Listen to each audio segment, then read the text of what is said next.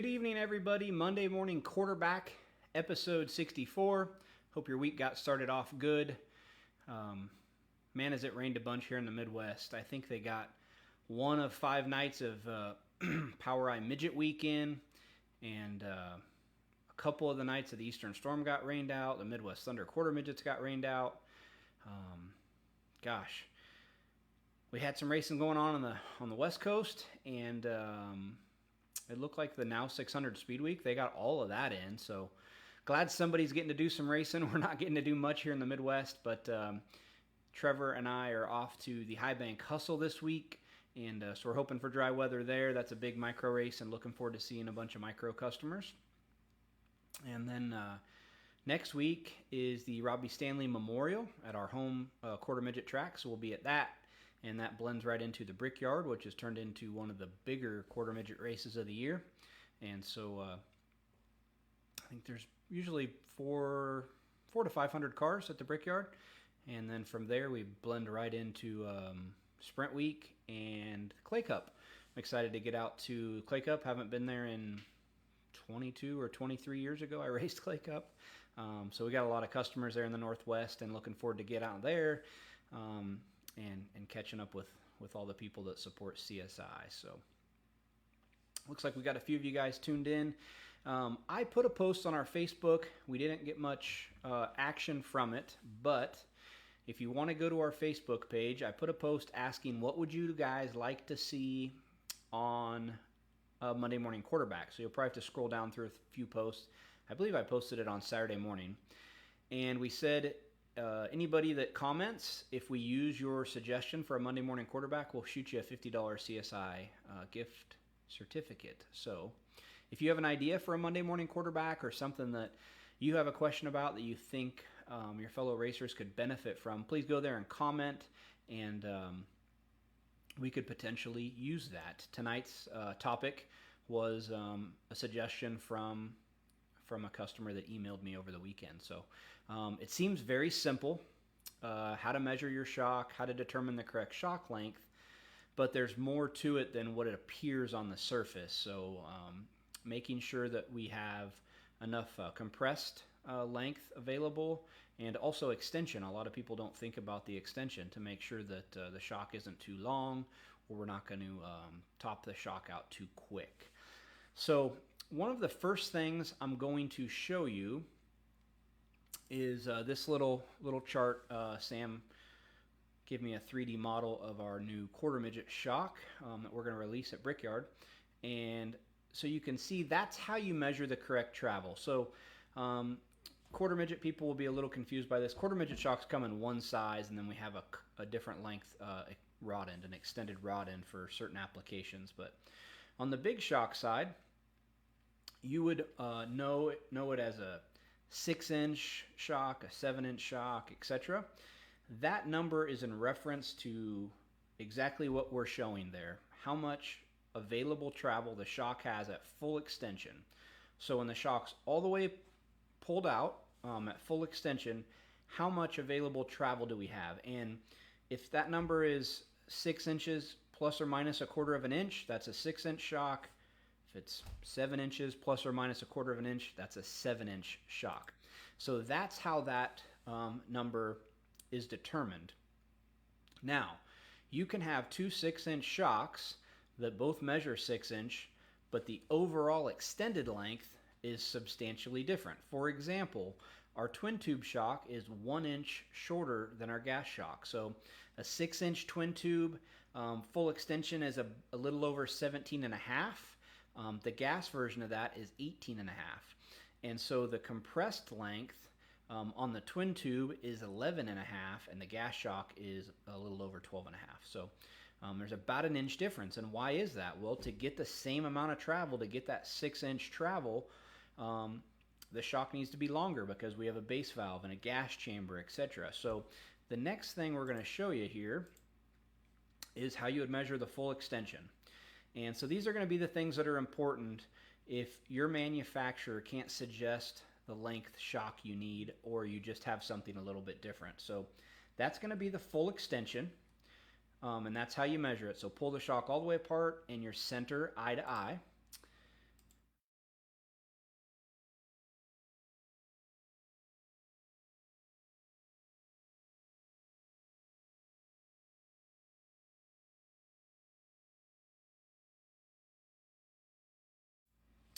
And what's going to be ideal, okay?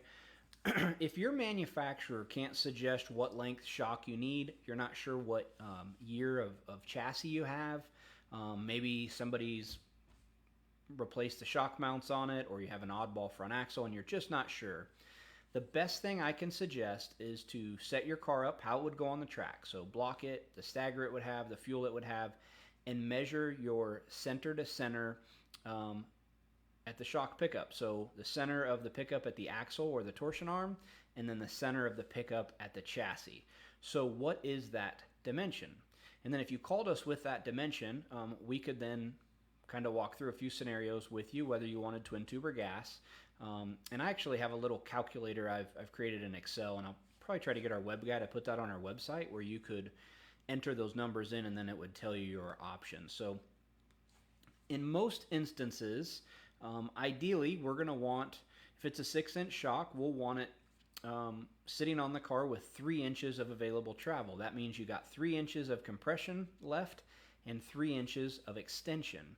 Now there are certain scenarios where we will tune with down travel. So like a wing sprint car, left front down travel is a very important tuning guide. On short tracks, we would run a more left front travel than we would on half miles, where if the car traveled that far on the left front, it would make the right rear loose. Left rear numbers there as far as travel are important depending on what type of bump rubber package you're going to run. But for like the front shocks and the right rear, typically we're going to want to be in the middle of the range. So if you have a 7-inch shock, we would want 3.5 inches of shaft sticking out. And that means you have 3.5 inches of extension and compression.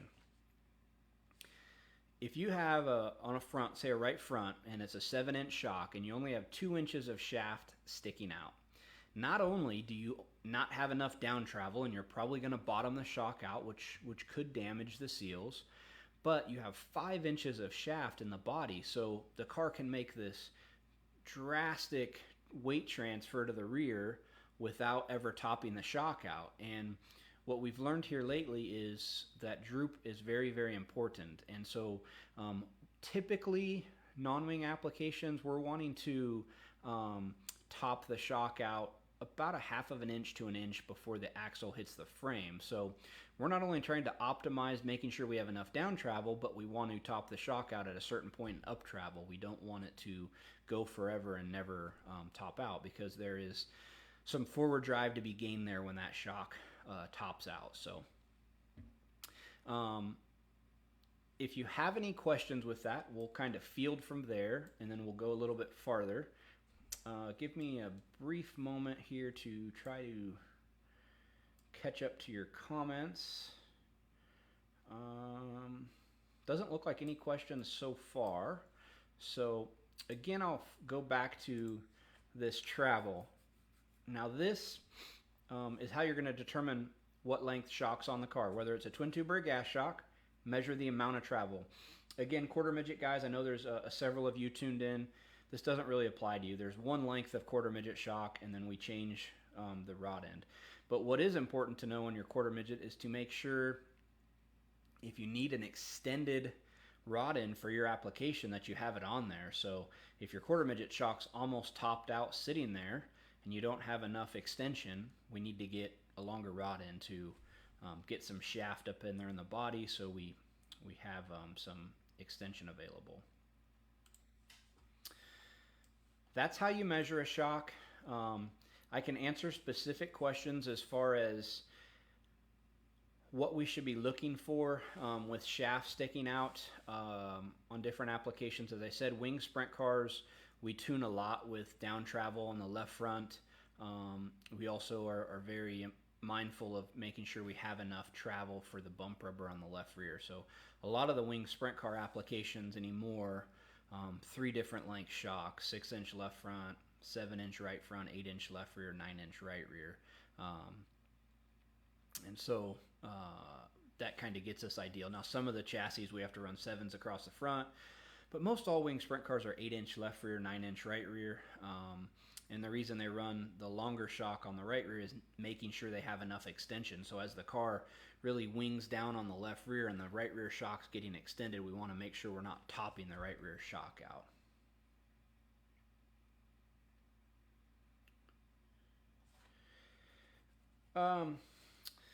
Jeff, yeah, unless you have a drastic change in driver weight, I think you could just measure it without the driver in the car. On the big cars, sprint cars, we typically see a quarter inch or so of sag when an average 170-pound driver gets in it. The micros are about the same, so I think you'd be pretty safe to. We're not going to change length of shocks for driver, so it's going to help us get a real good reference in a ballpark to make sure you have the right length shock. Troy, you want the front shocks to run out of shaft travel when coming out. Exactly. So especially in non-wing applications where we're often looking for forward drive, we want to top that front shock out at some point. And so we don't want to have too much shaft in the body and be able to just extend forever and not top that out, because there's, like I say, there's some forward drive to be gained when we top that shock out. And that's something we've really started to go to here recently is some different length front shocks for midgets and micros and stuff up front. We get the question a lot, since the body is longer on a gas shock than a twin tube, can't we just run a 5-inch body and a 6-inch shaft to get the down travel we need? Well, you can do that, but you run the risk of, if you get down to that last half inch or so of travel and you hit hard, you run into the chance of knocking the base valve out of the shock and doing internal damage. So we're not a big fan of doing that. We do run a 7-inch body, 8-inch shaft on our gas stuff for the wing sprint cars, but they never ran without a bump rubber. So when we have a 3-inch tall bump rubber on the thing, we know we're never going to get down to that last bit of travel and chance knocking the base valve out. Really, the only time that happens is in a big crash or something like that. So, anybody else have any questions about tonight's topic? Anything racing related, the Pit Logic app? Anything we can answer for you, that's what I'm here for. And again, if you missed the beginning part, go to our Facebook page and scroll down a couple posts. I believe I posted it Saturday. Comment on the Monday morning quarterback post what topics you would like covered. And if we use your topic, you'll get a $50 gift card from us. So we want some more ideas. I have some things in my head that I would like to cover, but I want to make sure I'm covering the topics that you guys that are watching every week are needing. So, Kevin, how do you know if you're running out of travel in the front? So the easy thing would be to jack up the front of your car and see where the shock tops out. Is it before the axle hits the chassis, or is it getting all the way down to where the axle's laying on the chassis? If that's the case, we know it's never topping out. It would hit the chassis before it tops out. If it does top out, where's it doing it? How far above the chassis is the front axle? We do have some travel indicators where we can measure up and down travel. They're on our website. They are initially intended for to measure bump rubber travel, but it can measure compression and extension without a bump rubber. It works really well for that. So that's one way to do it, is with that. The other way is looking at pictures. So I can't stress enough how important it is. There's so many good photographers, and the way cameras are now is, man, study pictures of your race car, and really be cognizant of how things are looking when the thing's squatting coming out of the corner. How's it look in the center of the corner? You can learn a lot just from looking at those pictures. If you have a GoPro or something of that nature, point it at the front shocks and look at that on corner exit. That's another great tool you can use. Anybody else that's tuned in have questions? We are more than happy to answer anything. If I ever miss one of your questions, if we sign off as you're typing in or something like that, I always try to go back the next day and answer. But if I didn't get your question answered, or you just didn't get it typed in there, feel free to DM me. on my Facebook or the CSI Facebook, or you can shoot me an email and we'll get that answered for you. So Jake just got back from out in Pennsylvania, and so that was good. Jake was out there. He got to a couple micro races and a couple of the Eastern Storm races, and so happy we got to do that, and looking to maybe make another trip out there in the fall. So nobody else has any more questions. All right. Well, we hope to see a bunch of you micro guys at the High Bank Hustle this week. We'll have our trailer there, so if you're needing a shock looked at or a torsion bar or spring or wanting some new CSI gear, come by and see T-Bone and I will get you sorted out. And we hope you all have a fantastic week. Thanks for tuning in. Please like the video and share it so all your friends can see what we're doing at CSI. Thanks, guys.